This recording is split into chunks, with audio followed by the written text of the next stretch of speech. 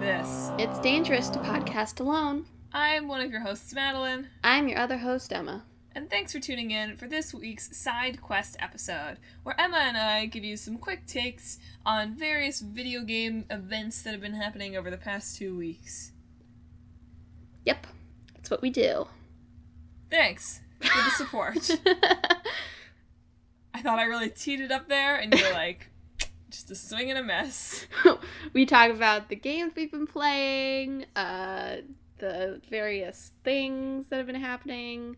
We talk about the weather and the traffic and the question of the fortnight and off-topic corner. And not in that order. If that's not a riveting pitch for the episode, I don't know what is.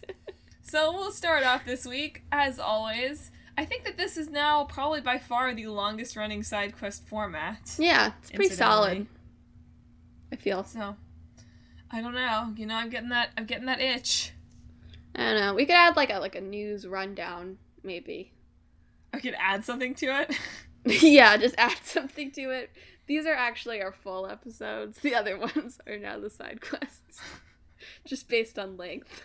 So we'll start off, as we have been doing now for a year or so, by downloading our saved data from the cloud, aka our brains. Yes. And reporting back on what we've been playing the past 2 weeks. So mine is super boring this week, so Emma, you can go first. Okay. Well, get it out of the way first. I've been playing Vesperia. Vesperia, I will be playing until the day I die. It will never end. It just will continue to go until I perish from old age. Fun Vesperia story for the side quest. Flynn is currently wearing a top hat as part of his costume. I've only switched his costume like once. The top hat is canon as far as I'm concerned.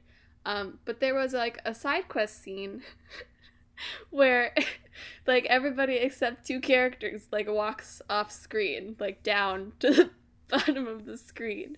But I guess like the models don't disappear when they walk off screen. They just like go until you can't see them anymore and then stop.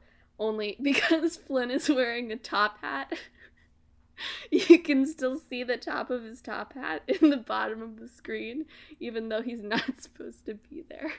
And they're like doing something behind his back, so it's particularly funny that he's just standing there with his top hat. That's my Vesperia story for the side quest.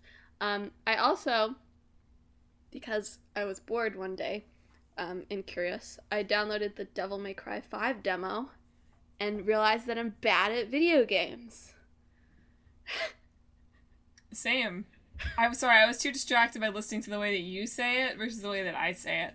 How do you say it? You're Devil May Cry. Just the same way as you made fun of me. I say it like he's crying on a specific month. Yeah. Devil May Cry. Devil May Cry. Yeah, it was fun. Like, I think I wasn't getting frustrated. The fact is, the demo, you have to, like, if you die, you have to restart the entire mission, whereas I assume there would be, like, checkpoints if it was in the actual game. So I went through it twice, once where I died in the middle and once where I died on the boss fight. But it's fun. I was pressing a lot of the wrong buttons for the first time through, which is why I'm bad at video games. Strong but wrong. Like, I accidentally, like, shot off his arm. Like, he has a detachable arm, and you, like, use them up. And so I used up his arm, like, 5 times. That's less bad than I thought it was gonna be. Yeah. No, I didn't just, like, shoot off his flesh and blood arm. Yeah. But it was fun. It was fun. Like, I keep getting this urge to get into Devil May Cry. But I also don't want to play, like, from the time I played, like, the first game, like, that was not fun. It's so old and has not aged well. So at the same time, I don't want to play it. So maybe I'll watch some, like, video, like, some playthrough of it online and see if I can get into it. Not before it comes out, but at some point. And then I also got, Nier Automata, Game of the Yorha edition. Because Madelyn has my copy of Nier Automata. So I got it's just the game packaged with all the DLC that has come out. for $30. So I bought it and started replaying it and recording it because it's going to be my next play this. Yay! Yeah, and I've been really enjoying replaying it. I really like Nier Automata, so. I guess that means that I need to actually play it. Yeah, you should. You should play it. I know. I mean, you finished Persona 5, so... I know, so I have one spot in the lineup. Yeah. Right. It's actually, from experience at least, I was playing Dream Drop Distance and Nier Automata on the PlayStation at the same time, and it's very hard to switch between the control schemes because they're similar, but buttons are different. So, fair warning.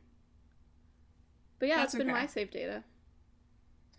Well, in the past week, I have played exactly 0 video games, so we're really diving back into the memory card. So I think that when we recorded last time, I had not quite finished Persona 5.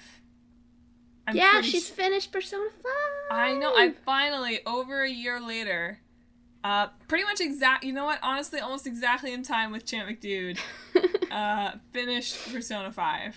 Mm-hmm. Yeah.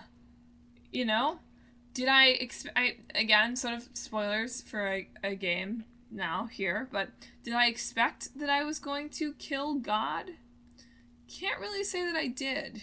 She hasn't played any Persona before. Yeah, so I'm now realizing that that's maybe just like what you do in these games. Yeah. But still, was not expecting to murder 4 angels and then God.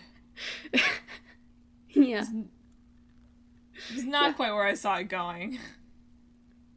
And yet it did. Yalbaboth. Is that the name, right? Yeah? Something like that, yeah. Something like that. Not Igor. That's really the name. Yeah. I'm pretty upset that Akechi was just dead. Yeah. I hope they change that in whatever Persona 5R is. Yeah. Yeah, I feel like... I felt like when I played, like, Akechi was, like, an interesting idea that they didn't execute super well. Well, it's like they came up with it 2/3 of the way through development. They were like, oh, hey, guess what I just thought of? Yeah. Or more likely they were like, oh, hey, guess what, guys? We really screwed up. We had Akechi respond to something that Morgana said. Like, oh God, we can't take out his love of pancakes now. Yeah. The confidant link for him is a little bit, like, comical, too. It's like, oh, he's murdered you.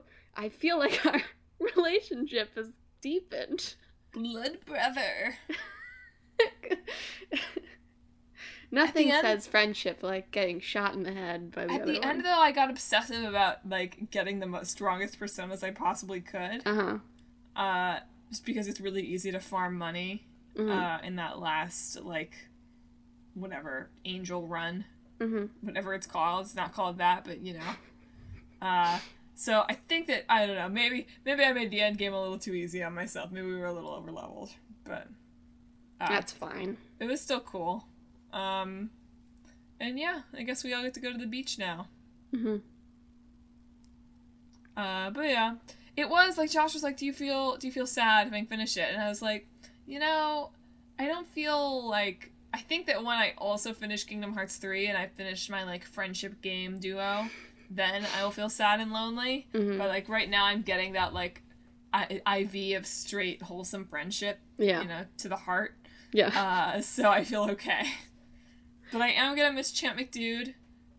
This is, I guess, officially, at least, you know, until there's more Persona media, or, God forbid, I buy Super Smash, Champ McDude's last appearance on the podcast. And you know what?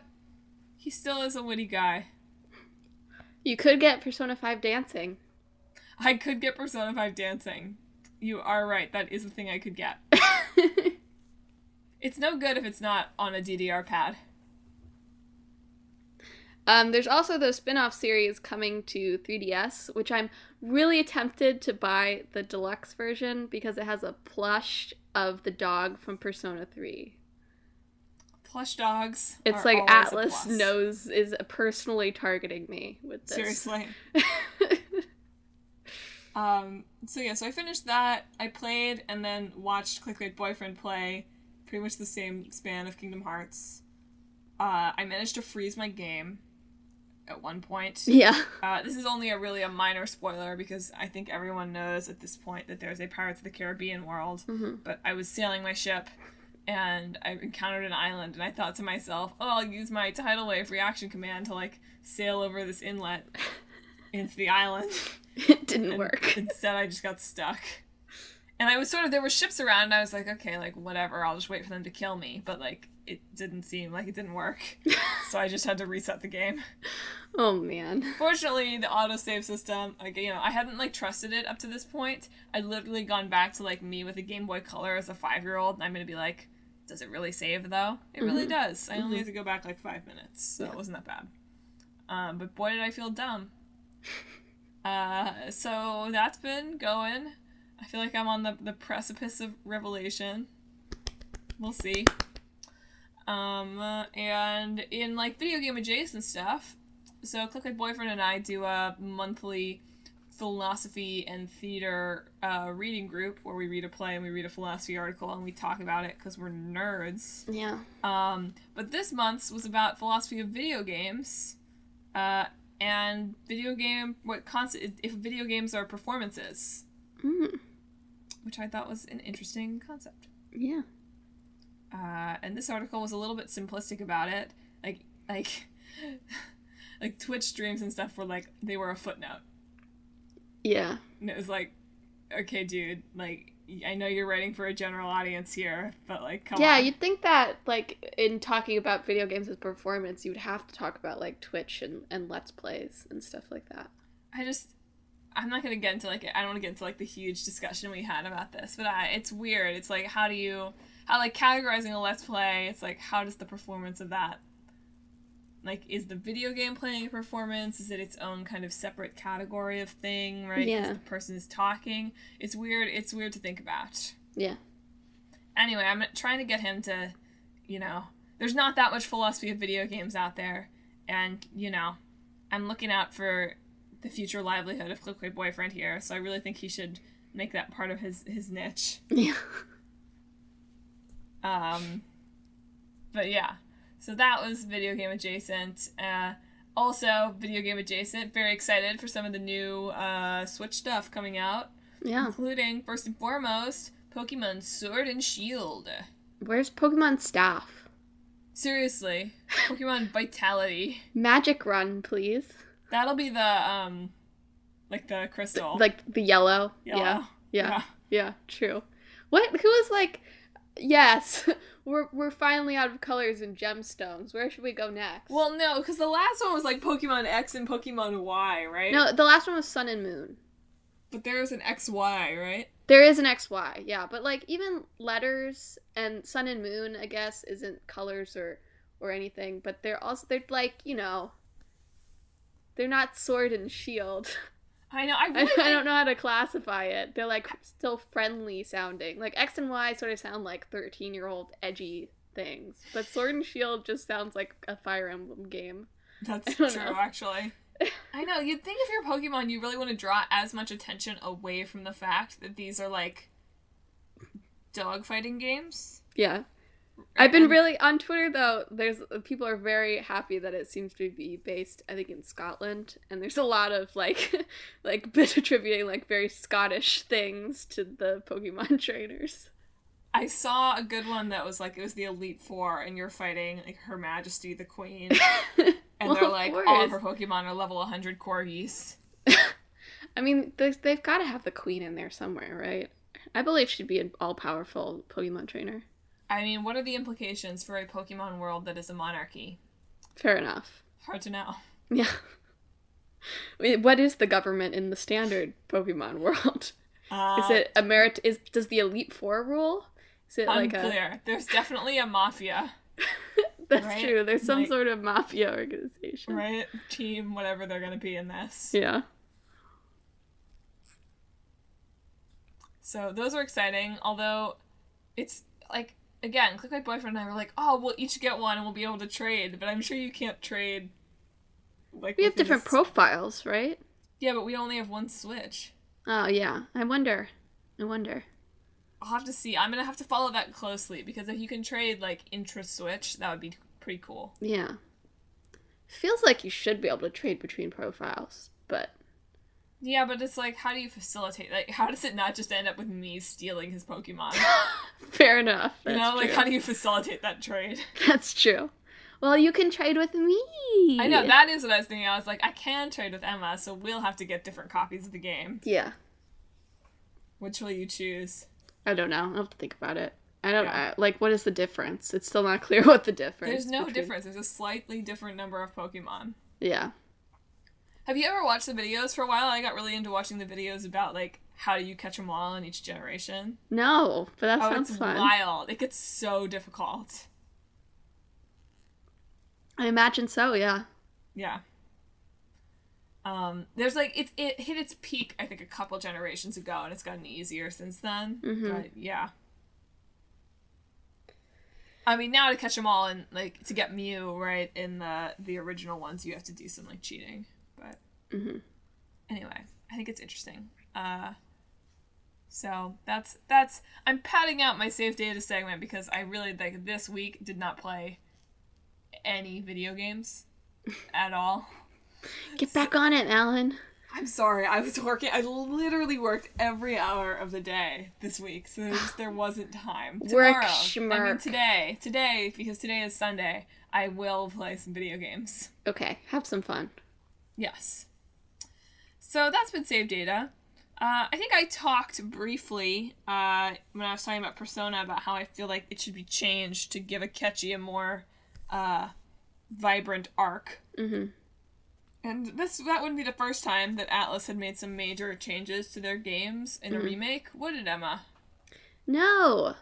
I mean, just for one thing, like, Atlus does this all the time. Like, there's 3 versions of Persona 3, and there's a deluxe version of Persona 4. And coming out, it's already out in Japan, but coming out in September in the West, is Catherine Full Body. So Catherine... if you have not heard of it, is a game that Atlus made sort of to test their new engine while they were working on Persona 5, basically. They were just like, well, go make something to the Persona team. And they made Catherine, which in theory is a very interesting game. You play as sort of a sad sack named Vincent. He's been having weird dreams where he has to climb up a wall while being chased by various, like, metaphorical manifestations of his fear about commitment and marriage and children and whatever. However, in the original Catherine, there's a character named Erica, who's a waitress at the bar that you frequent and is also your friend from high school. And Erica is a trans woman. The game is not very nice about it. In the original version, where there's, like, comments about it, and your younger friend has a crush on her, and you make fun of him for it because he doesn't know that she's trans. Apparently that matters. And also, even the credits use her dead name, and the artwork uses her dead name, and various things. And it's just somewhat relatively slimy, but whatever. It was. Like, I don't actually know when it came out, but I think 2011. So times have changed even since then. Whatever. And they're making this remake, Catherine Full Body. Now, based on leaks and also based on just marketing, they added a new love interest, basically. They're all named Catherine. This one goes by Rin. I didn't put that together. Yeah. I obviously I put together the other 2 were Catherine because I'm not an idiot, but I didn't put together Rin as a shortening of Catherine. Anyway, go on. Yeah, so I'm going to get into some spoilers based on what people have seen in the Japanese version of Catherine Full Body. So just putting that out there. But the marketing for Rin uses a lot of, like, oh, what's under her skirt imagery, and there's some trailers that evoke some sort of like trans panic type imagery from Vincent that people were very concerned about.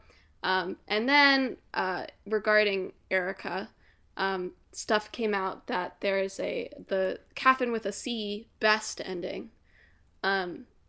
She does not transition in that one. like, the implication is that life is better for everybody in this ending because Catherine with a C has gone back in time to be Vincent's high school sweetheart, and the person who died near the beginning of the game's alive, and everybody's happy and together and whatever. But for some reason, Erica has waited 10 years past when she, like, originally transitioned to transition and appears to be happily living as a gay man, which is, like, a little sketchy. A little sketchy to me. Not great.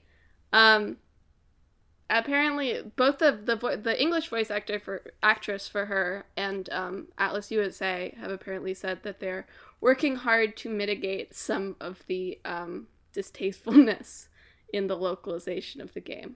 So it'll be very interesting when that comes out to see what's happening. Yes. But basically, all of this is intro. Is that sort of got me thinking about whether or not we want, like, remakes and remasters to like, adjust themselves to the modern day and make changes that make it better. Like, Catherine Full Body is obviously, like, an extreme example because they've added content that's bad. But, like, the Yakuza 3 remaster, the original game had some very sort of distasteful side quests regarding a trans character that have been completely removed from the remaster because the Yakuza team said that things have changed and we don't think this is in keeping with the image of Yakuza anymore. Which is, like, for me, I think that's kind of cool, you know? Like, I did, like, a article for school on, like, preserving video game history, so I do think it's important to keep, like, the original artifact, and video games haven't really figured out a good way of doing this yet, but I feel like it's only good to bring games that are good in most ways and get rid of the stuff that's nasty about them. And even playing Vesperia, I just, like, wish that there was some, like, quality of life changes that would make it feel more modern. So even on, like, that level, I feel like I wish remasters did a little bit more than they usually do. It's tricky. I feel like the quality of life stuff is definitely, I feel, a little bit more ambivalent about, right? Mm-hmm. Because, you know, on the one hand, obviously it depends on what it is, right? But on the one hand, you know, you're going to get people that played the original game that are, like, grumpy about how it's not the original. Yeah. Right. And so on that, it's like, you know, part of the experience of playing the game is that certain things are difficult, and even if that wasn't necessarily, like, sort of what the developers intended, it was just sort of like a necessity based on the equipment at the time. You sort of became part of playing the game. Mm-hmm. So that one I feel more like, depends on sort of what your goal is with the remake, right? Mm-hmm. Are you remaking it because you feel like it's better served on a given system, or are you remaking it because remakes are a cash cow right now? Mm-hmm. Because in one case I would say, well, yeah, of course, like, update it to better fit the system and, like, fix things for people.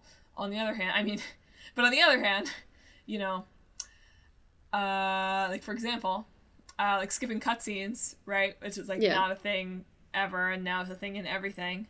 Like, man, it was very different when I was watching Clickbait Boyfriend those many months ago. Yeah. Play through Kingdom Hearts 1, where he didn't have to watch Riku and Sora be like, "There's no way you're taking Kairi's heart." Yeah. 20 times in a row. It's just, with Vesperia, like, I'm playing it, I'm like, this is a game that you would buy the strategy guide with. Because there is literally no way you would know, like, where side quests or side events are. And some of them disappear after a certain part in the story. So, like, this is a game that when it came out, you would, like, buy a strategy guide and read through the strategy guide while you did it. Isn't that bizarre to think about, that's not a thing anymore, and it's just sort of inconvenient to have to, like, look up a walkthrough with all the stuff, you know?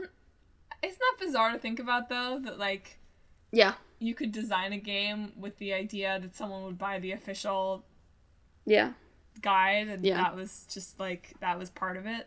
Yeah. It's crazy. But yeah, I'm really happy about the, like, Yakuza changes. I don't know. It feels right to me.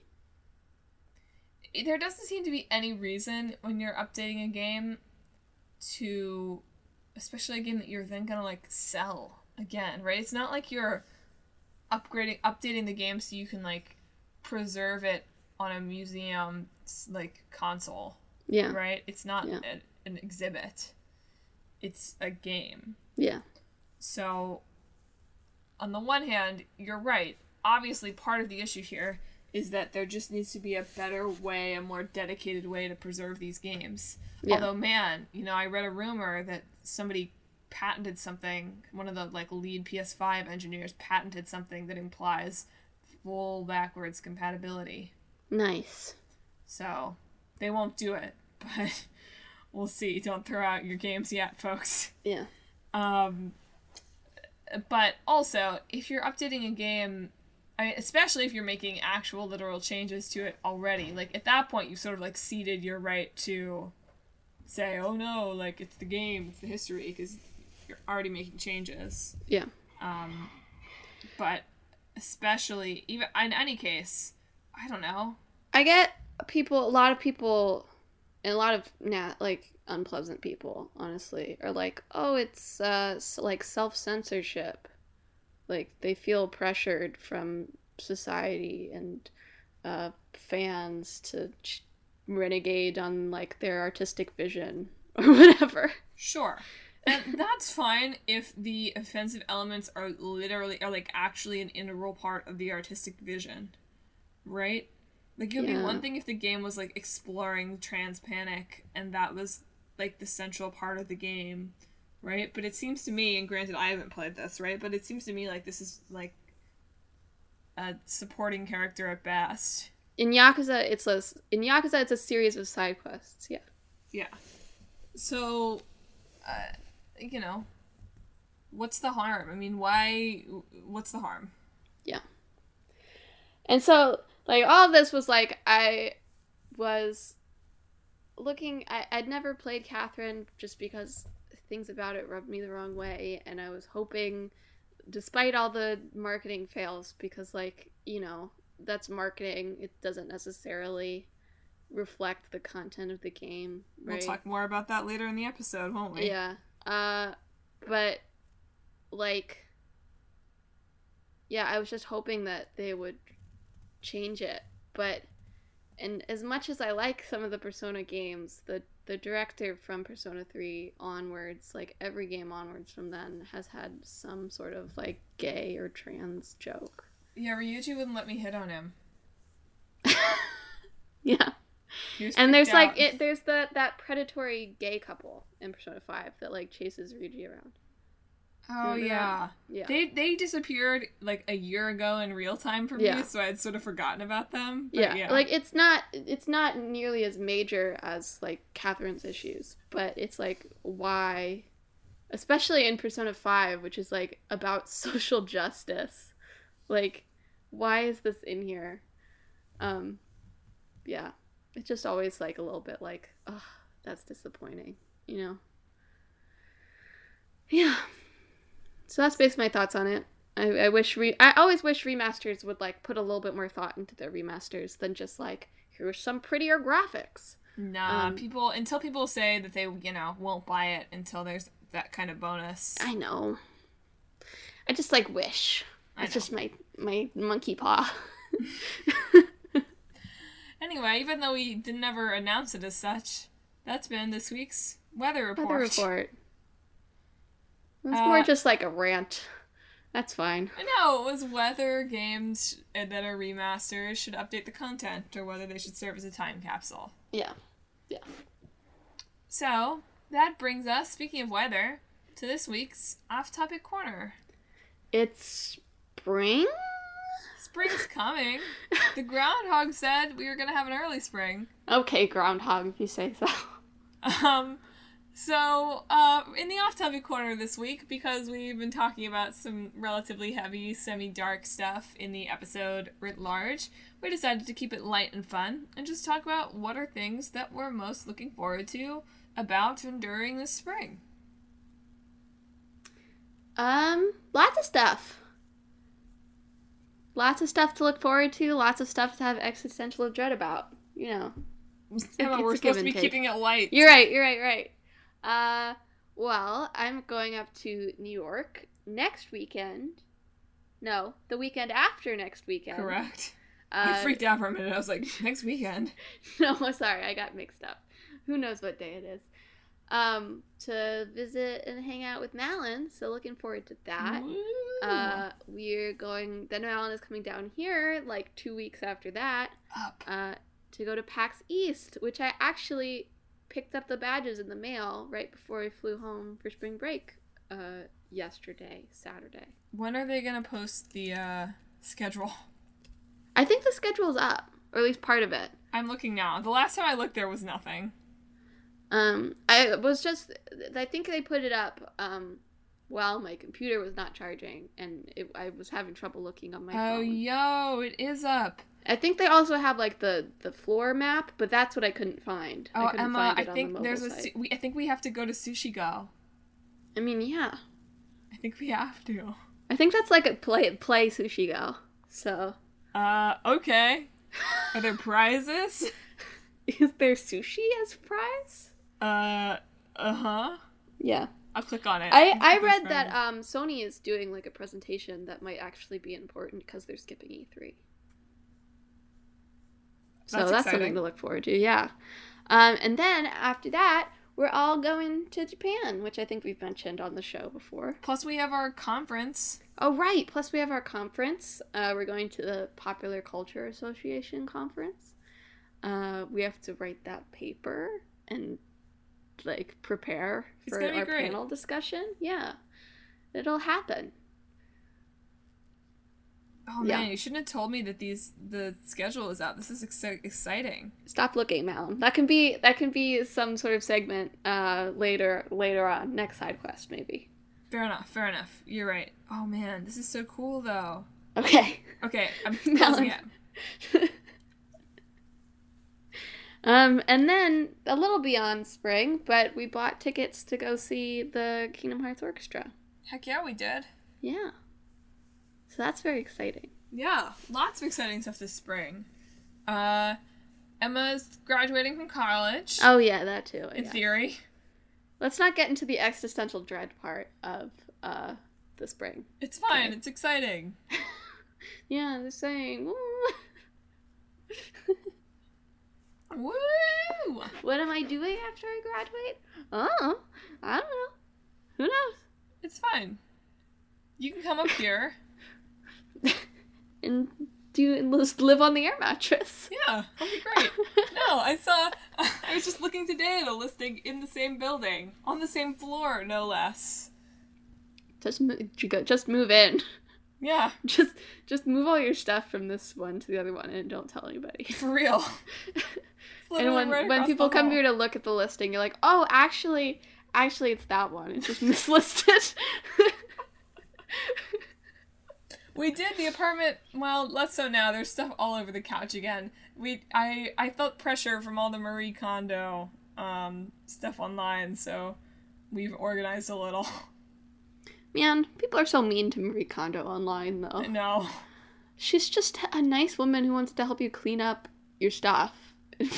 Like, she doesn't want you to force you to throw out all your books or whatever. People, like, fixated on that. It's like, what is wrong with you?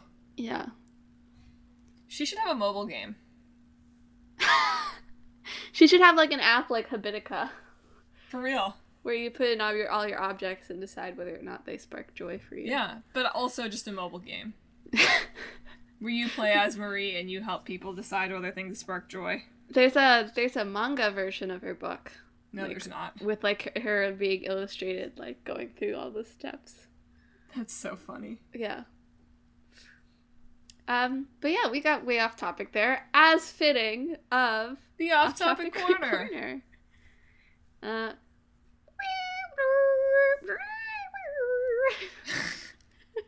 Why are we in a haunted mansion?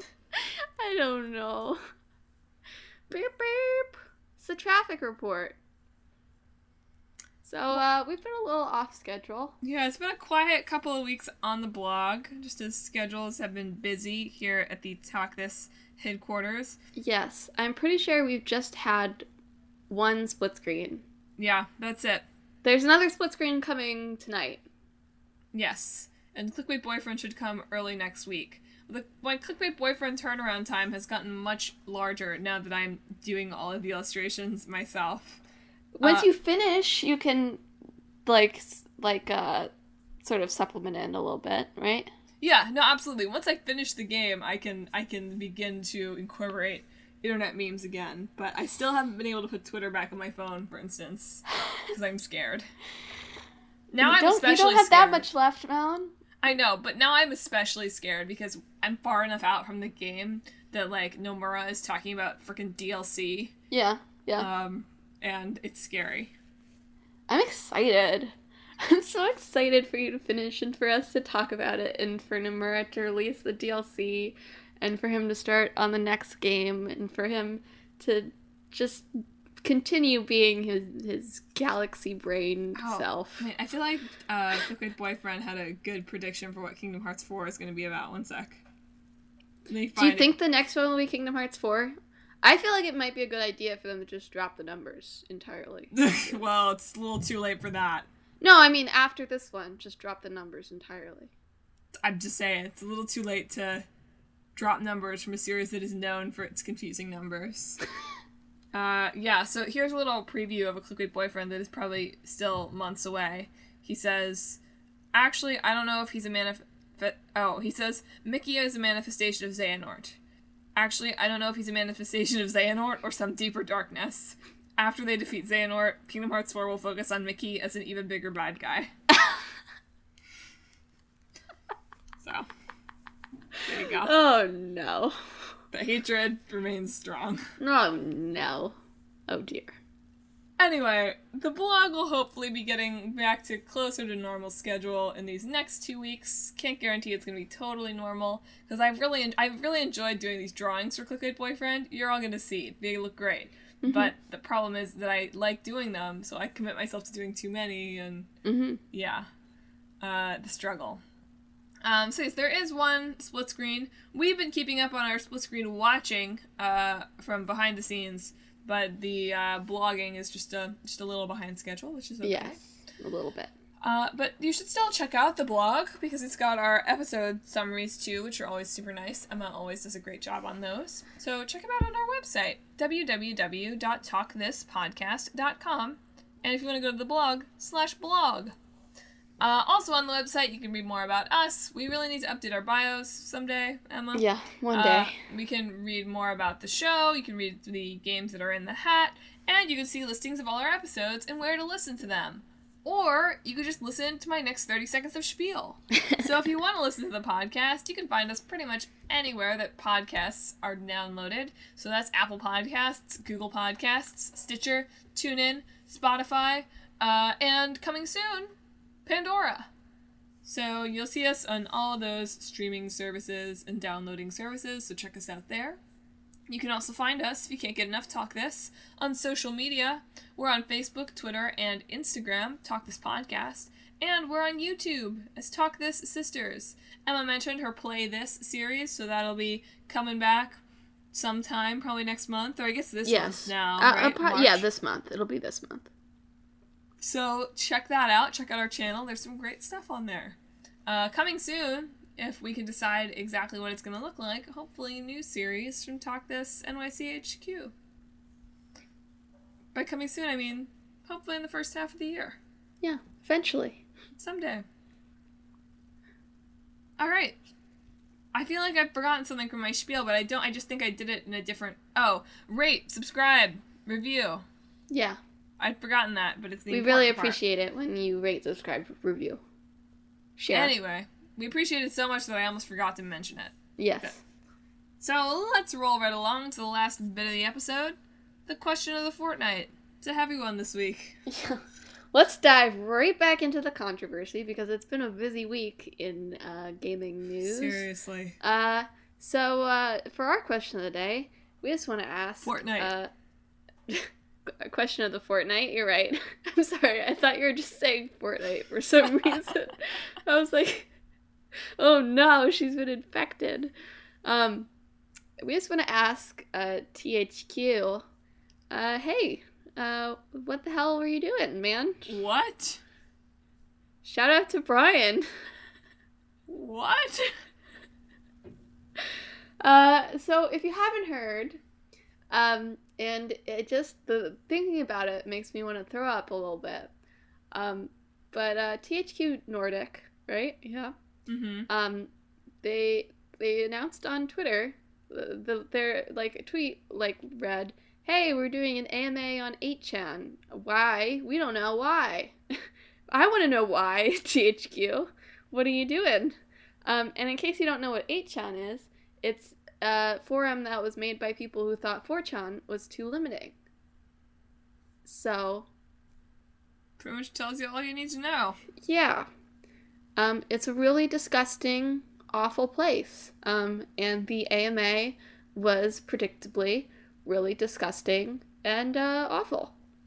Yeah. Apparently, they were invited by one of the admins. Shout out to Brian. Who would get rid of who said he would, like, monitor the, like, really nasty stuff. But apparently, Brian was sleeping on the job because there's some real nasty stuff in the AMA. And just, what were you doing, THQ?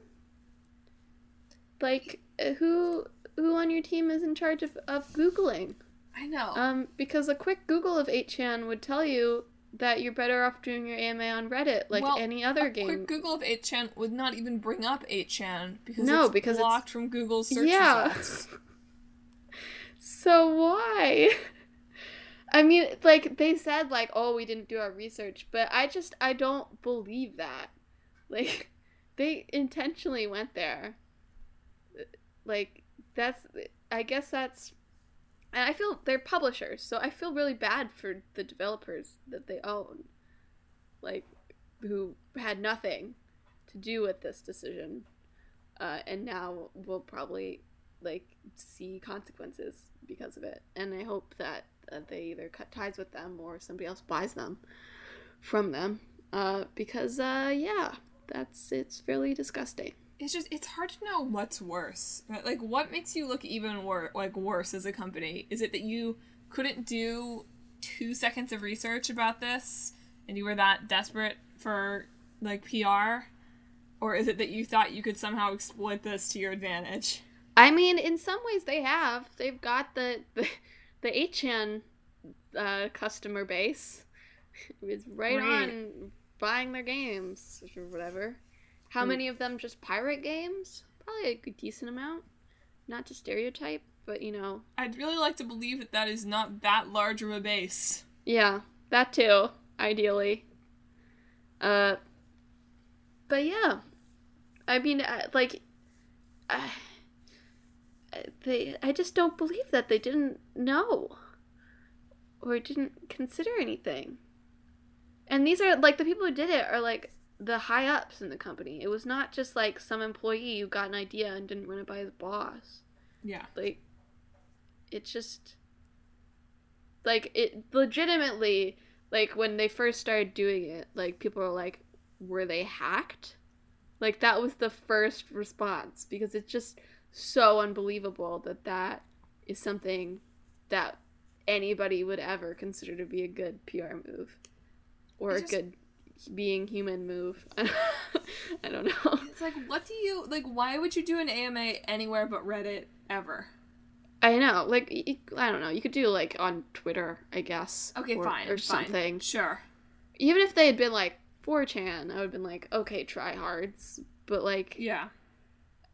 4chan isn't 100% a cesspool of... Like, it's worse than Reddit. I would still be, like, rolling my eyes at them, but it wouldn't be, like, they're, like, enabling, like, actual crimes. Yeah. It's just, yeah. I don't know. It's baffling. It's baffling. It was happening, it happened on Tuesday, and I was doing a presentation, in my seminar for communications class on, like, a crisis communication episode. Like, so I was talking about Rockstar and Crunch, and, like, this was happening. I was like, oh boy. Oh dear. Felt very thematically appropriate. Yeah. So, yeah. And just putting it out there, I've seen, like, other people, like, discussing, like, should this be held against them forever? And it's like, yes! Yes, this should be held against them forever. Pretty much. I mean, it won't be. People will forget. Like, all these people should be fired.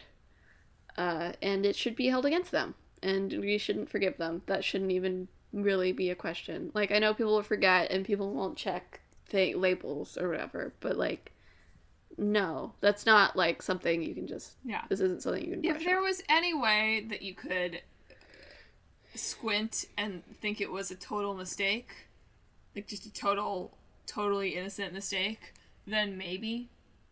Like, then it's like, you're incompetent. Like, your team is absolutely 100% incompetent. Even then, they should be fired.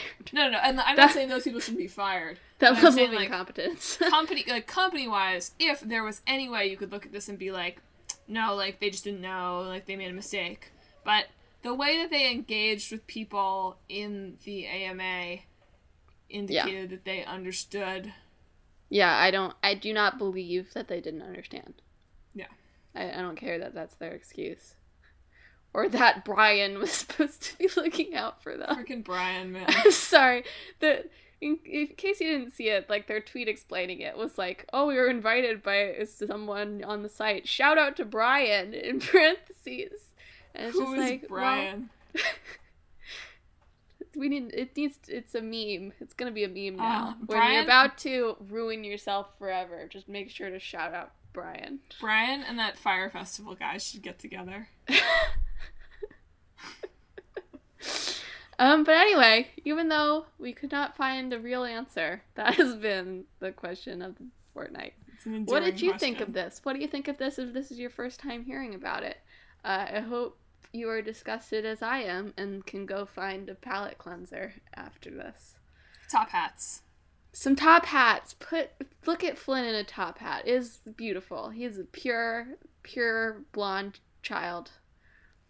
It's nice. There you go. Well, folks, thanks for tuning in for this week's side quest. We've had a great time sitting here and talking at you. We hope you've had a good time sitting there and listening to us. Next week, we'll be back with another full episode about some game that I remember being excited about, but I can't remember what it was. Frostpunk was the new game. I pulled up the list, and I was looking at the old games, and I couldn't remember which one we pulled. I remember being excited about it. Yeah, I don't know. So it's just going to have to be a suspenseful question until next week. Yeah.